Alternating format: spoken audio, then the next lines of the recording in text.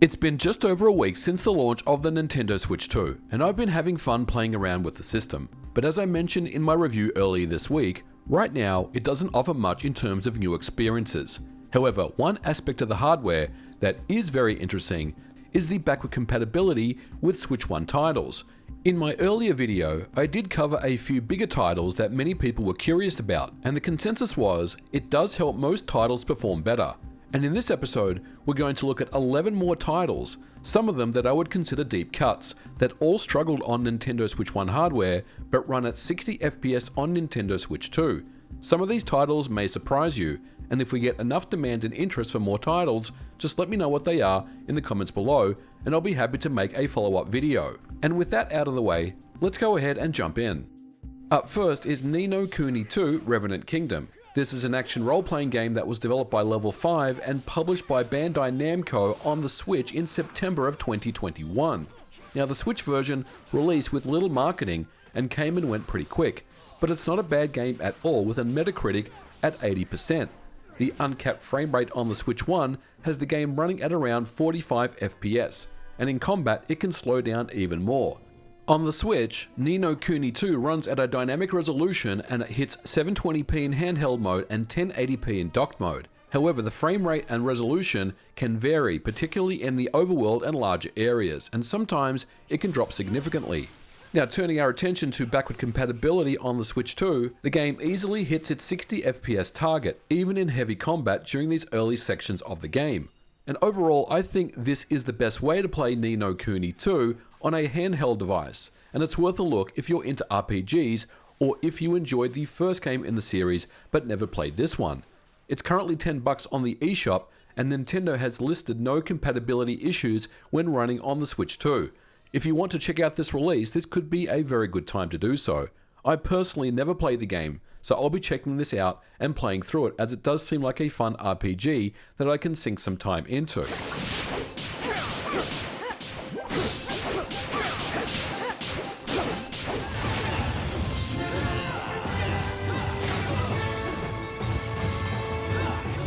The Wonderful 101 Remastered released in 2020 and was developed and published by Platinum Games. The game itself is a remaster of the earlier Wii U original and was directed by Hideki Kamiya.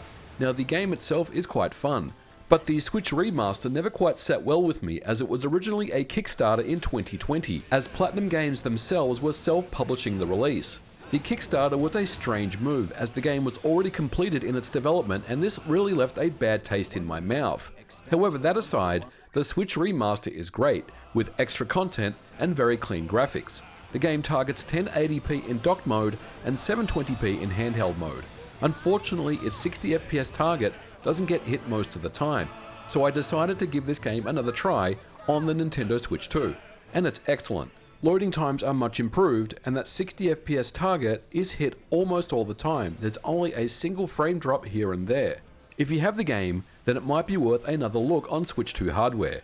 If you don't, it's $40 on the eShop, which is a little bit steep for me personally. I would wait for a discount, but overall on the Switch 2, this is the definitive way to play the Wonderful 101, and it's definitely a game worth checking out.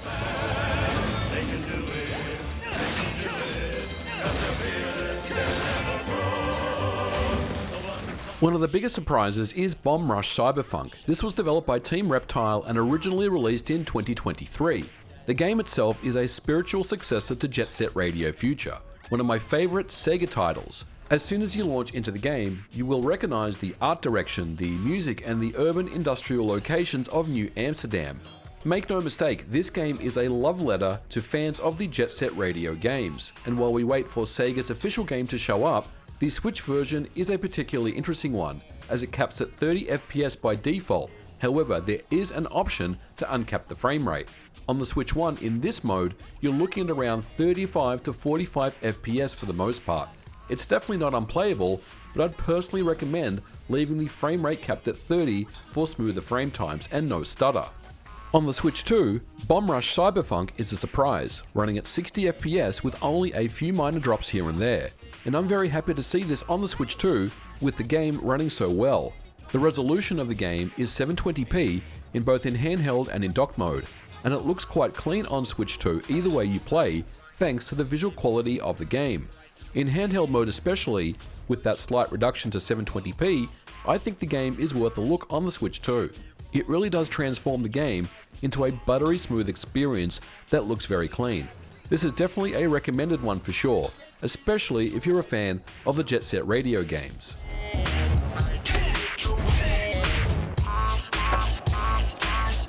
Now I have to be honest, Ashen is a game I've never played before. In fact, I've never even heard about it, but it does have its fans. The game is said to be influenced by Dark Souls, and the combat indeed feels very much like a Souls game to me.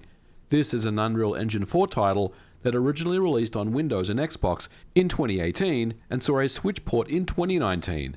The game was developed by A44 and published by Annapurna. Gameplay is described as an open-world exploration, co-op or competition with other players, and combat with in-world monsters. The game is presented in a third-person view with a cel-shaded graphics presentation. On the Switch, it presents with an uncapped frame rate and targets 720p, and it runs okay. But as is often the case with Souls games like this, timing is crucial and its frame rate does suffer, once again hovering around that 35 to 45 FPS mark with uneven frame pacing.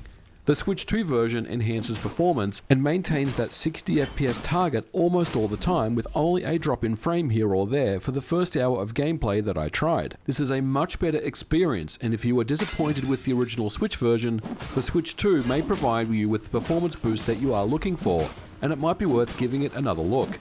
This is a game that's quite cheap on the eShop and could be worth your time and money. Definitely a surprise to see this one running so good on the Switch 2, and I'm very happy to see it.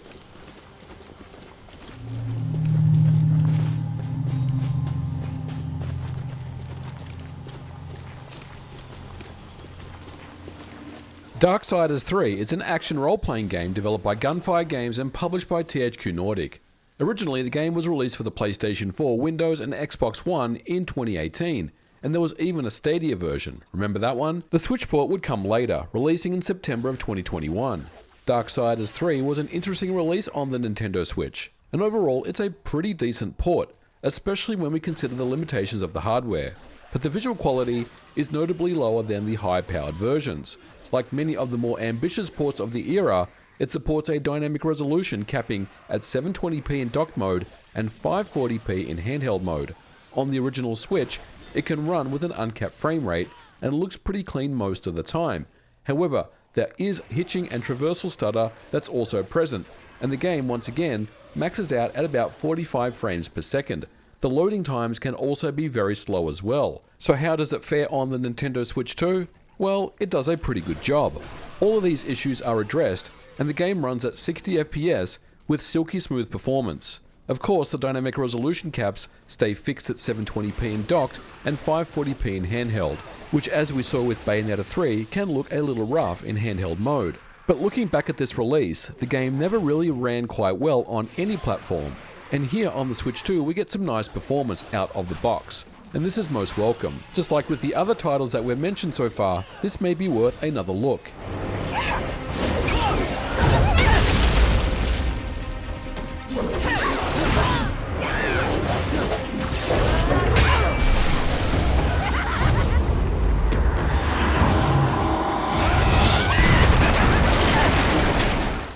Fire Emblem Warriors 3 Hopes is a 2022 hack-and-slash action role-playing game developed by Omega Force and published by Koei Tecmo. Now, full disclaimer, this is a demo version that I downloaded on the eShop, as I was informed that this title may offer enhanced frame rates. So let's check it out. On the Switch, the game uses a dynamic resolution up to 810p when docked, but the frame rate can drop below 30 FPS when the action heats up. In handheld mode, we're looking at a max dynamic resolution of around 540p. In both modes, the average frame rate sits between 30 to 35 FPS. It's not great, but it's playable enough, I suppose. On the Switch 2, we see a steady 60 FPS lock in these early sections of the game, and once again, thanks to the improvements in memory bandwidth and GPU clocks, it offers a much more playable experience overall. I think Fire Emblem fans will be thrilled to play this one on the Switch 2. One thing that I was unable to test, however, was the two-player split-screen mode performance. But let me know if you have in the comments below and what your experiences was like there. Either way, the Switch 2 makes this game run so much better. It's just a shame that the compatibility layer does not come with any form of internal resolution upscaling or a forced dock mode for the game. But if I had to choose between one, I would take frame rate over visuals every single time.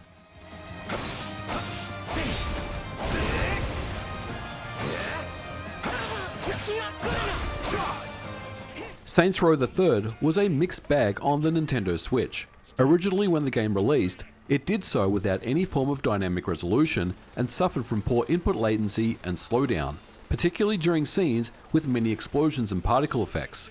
This early section of the game showcases how significant this could be. However, a patch came out to apply a dynamic resolution to keep the frame rate and input latency steady, and overall did a pretty good job all things considered. Saints Row 3 uses an uncapped frame rate and once again gets as high as 45 FPS or so in docked mode. This seems like the upper bound of many uncapped games on Switch 1 hardware.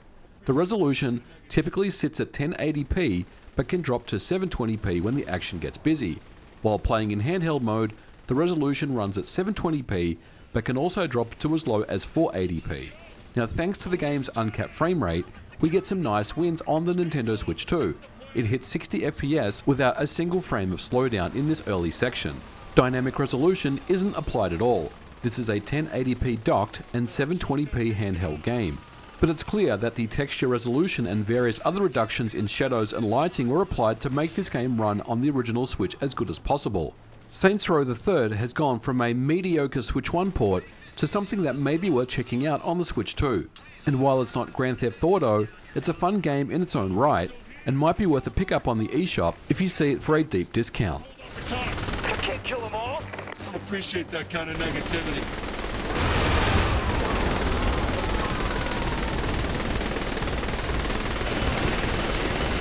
This publicity stunt is over. We have to take you in.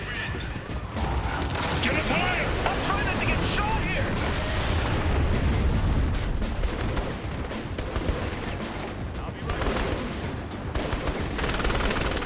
Klonoa Phantasy Reverie series is a 2022 platform compilation developed by Monkeycraft and published by Bandai Namco.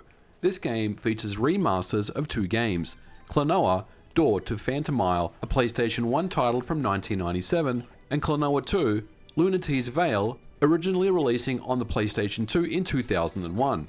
The Klonoa series is a cult classic, and I'm a huge fan of the franchise. The Phantasy Reverie series is a nice collection of both remastered games. So let's turn our attention to the Switch version. The game's performance does suffer, often hitting between 40 to 50 FPS. Simply put, Klonoa rarely ever hits 60 FPS, and this left many people confused as the original PlayStation 2 version of Klonoa 2 hits 60 FPS seemingly with ease.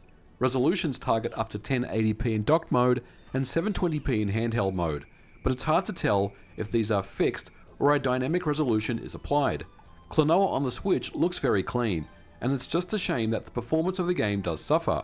On the Switch 2, performance is once again excellent, hitting 60 FPS and finally offering fluid gameplay that the series was known for. It almost feels like that many of these later Switch titles kept their frame rates uncapped in anticipation of new hardware. In the past, I would recommend the PlayStation 5 version as the one to get, but if you are a fan of Klonoa and you weren't sure about the Switch version and you did pick up a Switch 2, I can recommend Klonoa Phantasy Reverie series as a must pick up and play. It's such an awesome collection of two fun platform games from a different era that finally runs with good performance just as it was intended to be.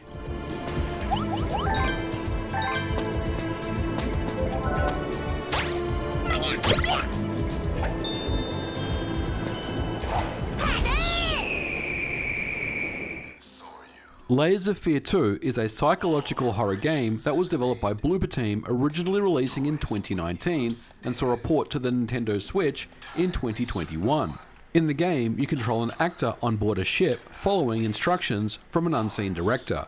The gameplay is presented in first person, is story driven and revolves around puzzle solving and exploration. Now if you do like psychological horror, you might appreciate this game. Overall, it's not a bad game, but it's not that great either. The vibe is interesting, and overall the Switch version is pretty good. It offers an uncapped frame rate option in its menu, and does apply a dynamic resolution, as is the case with many Switch 1 titles. Performance again hits that 40 to 50 FPS window in this mode. Visual quality is sharp and the game runs nicely. And of course, this is a prime candidate for a Switch 2 bump. And yes, once again, we see it, hitting 60 FPS and running quite fluid as we would expect to see by now.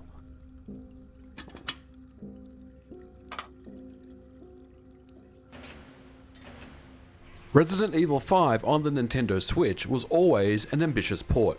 The game originally released on the PlayStation 3 and Xbox 360 in 2009, and we expected the Switch version to offer a better gameplay experience more in line with the base PS4 and Xbox One versions. Unfortunately, the Switch version targets 60 FPS, but it never came close to getting there, hovering between 30 to 45 FPS, and the frame rate is quite inconsistent, and while the game is playable, I always felt that the Switch version really wasn't good enough. The Switch version, like many reduced third-party ports, was not the optimal way to play the game.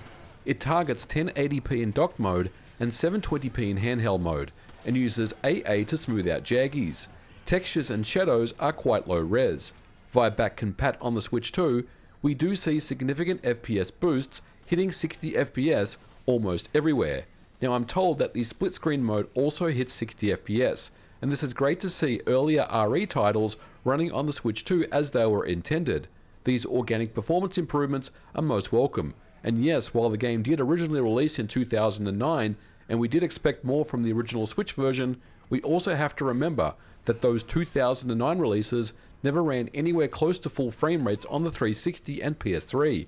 Hopefully Capcom are looking to either update these releases with native Switch 2 editions, or perhaps they have other plans for RE5 and 6 in the future.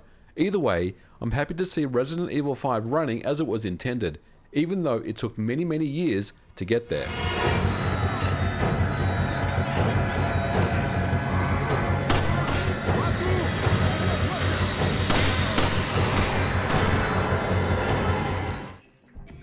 Shinsekai Into the Depths was originally an iOS and Apple Arcade exclusive developed and published by Capcom in 2019. It saw a Switch port in 2022, and I have to be honest with you guys, I've never heard of this title before, until someone requested I take a look at it. It's a fun 2D style underwater action-adventure game with Metroidvania style gameplay. It has some interesting gameplay and exploration. The player must work his way through a series of underwater environments with various puzzles and combat encounters. Graphically, while it is a 2D style game, there's quite a bit going on here, with various water effects, underwater systems, sea life, physics, and particle effects. The main character also has very realistic looking animations. Once again, the Switch version runs quite well, but it hits that 45 FPS barrier with an uncapped frame rate that we see on many third-party titles. The Switch 2 then is transformative, locking at 60 FPS without a single slowdown while in-game. Originally, the game was an Apple Arcade launch title, and I'm really happy to see it moved off that platform to the Switch. Now I will say, I haven't played the game for more than about an hour, but my time spent on it so far, I've really enjoyed it. This could be a contender of a nice hidden gem for the system. And of course, it has that Capcom polish that we come to expect. Shinsekai Into the Depths is cheap on the eShop, and it's a solid back compat title for the Switch 2, and one that I can recommend. So this was just a look at 11 separate titles that do run better via back compat on the Switch 2, and there are still quite a few that I'd like to cover. But if you like this episode and you want to see more of this type of content, let me know what type of games I should be covering in the description below. But for now, we are going to leave it here for today's episode. Thank you so much for watching. If you liked it, don't forget to leave me a thumbs up, and we will catch you guys in the next episode. Bye for now.